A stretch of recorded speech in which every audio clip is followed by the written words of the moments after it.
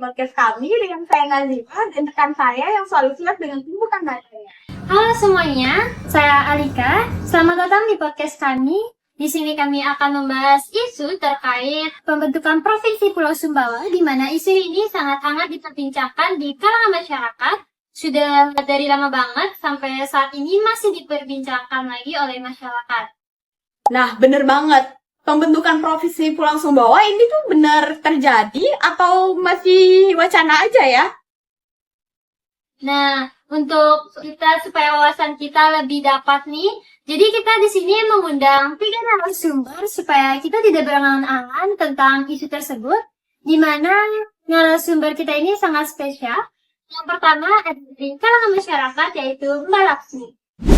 Semua, saya Laksmi, senang bisa hadir di sini. Dan yang kedua ada Mbak Alia sebagai pengamat ekonomi regional. Halo Mbak Alia. Halo Nazifa, Alika, dan para pendengar semuanya. Dan yang ketiga, sangat spesial banget, di mana ini berasal dari kalangan remaja atau mahasiswa yang mewakili suara anak-anak muda. Di sini ada Kanindya.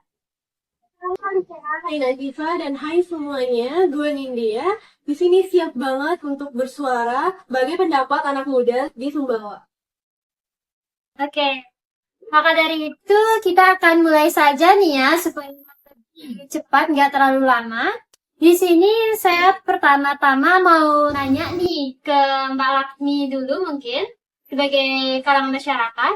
Menurut Mbak Laksmi nih, kira-kira pembentukan Provinsi Pulau Sumbawa itu pertamanya itu kayak sejarahnya itu bagaimana sih? Kayak kenapa bisa ada pemikiran tentang pembentukan Provinsi Pulau Sumbawa? Bukannya selama ini aman-aman aja ya jadi Provinsi Nusa Tenggara Barat, tapi kenapa bisa ada pemikiran untuk menjadi Provinsi Pulau Sumbawa?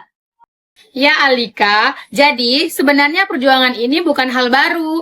Keinginan masyarakat di Pulau Sumbawa yang meliputi Kabupaten Sumbawa, Sumbawa Barat, Dongku, Bima, dan Kota Bima untuk membentuk provinsi sendiri itu sudah bergulir sejak awal 2000-an.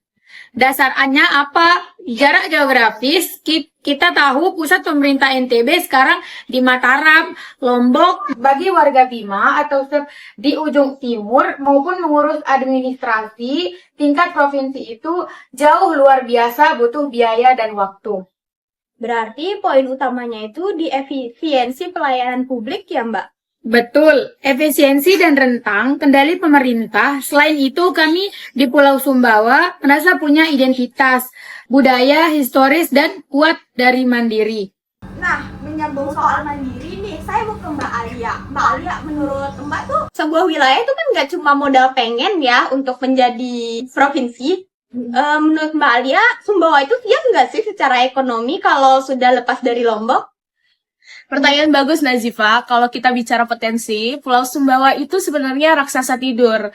Kita punya tambang besar di Batu Hijau, Kabupaten Sumbawa Barat, dan elang dodo yang akan beroperasi pada tahun 2027 nanti.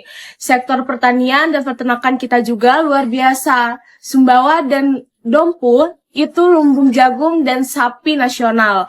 Belum lagi potensi pariwisata seperti di Salehmoyo Tambora atau Samota dan wisata selancar di HUU Dompu. Wah, kalau gitu kedengarannya Pulau Sumbawa ini sangat kaya banget gitu ya. Berarti makmur dong kalau misalnya bakalan jadi provinsi.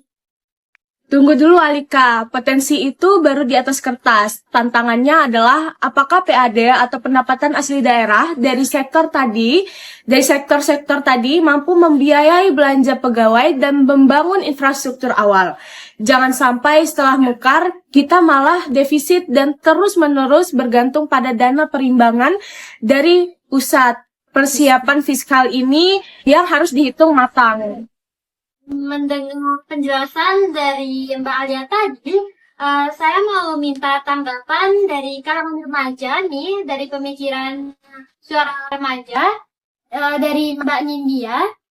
Nah, sekarang sebagai representasi anak muda Sumbawa, bagaimana Kanindya melihat wacana provinsi baru ini sebagai peluang kerja baru atau justru Mbak Nindya itu skeptis tentang provinsi Pulau Sumbawa ini? Jujur aja di kalangan anak muda Sumbawa sekarang ini pendapatnya masih terbagi. Di satu sisi, gue dan anak muda lain itu merasa bangga dan optimis kalau Sumbawa menjadi provinsi, pembangunan universitas, fasilitas kesehatan, dan lapangan pekerjaan. Jadi kita nggak perlu jauh-jauh merantau ke Mataram atau Jawa untuk mencari peluang yang lebih baik. Tapi ada di sisi lain, apa tuh ya?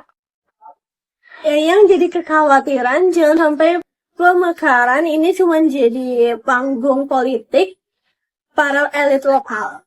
Jangan sampai yang bertambah cuma jabatan baru sementara kesejahteraan masyarakat, terutama peternak dan petani tetap nggak berubah.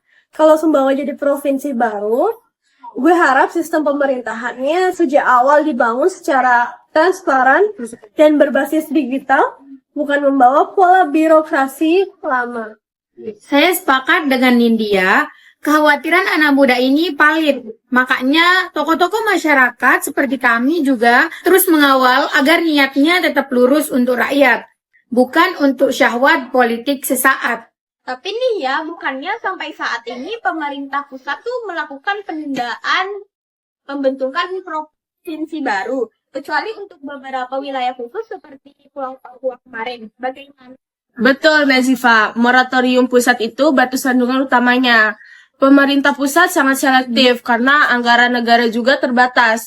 Strategi yang bisa dilakukan adalah memastikan semua syarat administratif dan fisik kewilayahan seperti lokasi ibu kota provinsi yang sempat diwacanakan di Samota itu sudah 100% siap. Jadi begitu keran moratorium dibuka, Provinsi Sumbawa adalah yang paling pertama kali siap diverifikasi. Ngomong soal ibu kota nih, di Pulau Sumbawa itu kan ada kabupaten atau kota.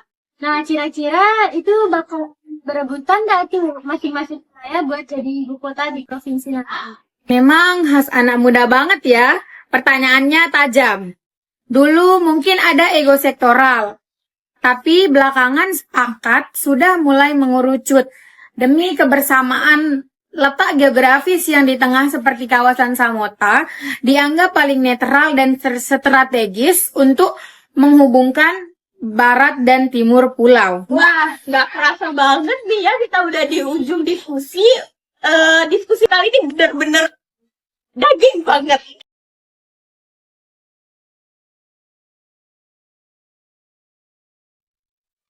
Provinsi Sumbawa bukan soal memisahkan diri, tapi soal mempercepat kesejahteraan yang berasa di tanah Samawa dan Bojo. Kunci keberhasilan provinsi baru nanti bukan pada sekedar mekar, tapi pada kemandirian ekonomi dan tata kelola yang bersih. Bagi kalian sudah multi terjadi atau provinsi Sumbawa, yang penting dalam kreativitas dan lapangan kerja buat kami di. Tidak banget nih. Materi dari masing-masing narasumber kita, tanggapan gagasan dari berbagai narasumber. Terima kasih banyak kepada 3 narasumber kami yang telah menyempatkan diri untuk hadir pada podcast kami hari ini. Nah, yang perlu kita ketahui bahwa Provinsi Pulau Sumbawa ini bukan hanya sekedar isu belakang, di mana pembentukan Provinsi Pulau Sumbawa ini telah dibahas oleh beberapa pejabat maupun birokrasi. Nah, di sini kami juga telah membahasnya untuk menambah gagasan-gagasan bagi para penonton. Sekian dari podcast kami hari ini, saya Alika. Dan saya Nazifa. Sekian podcast kami, terima kasih.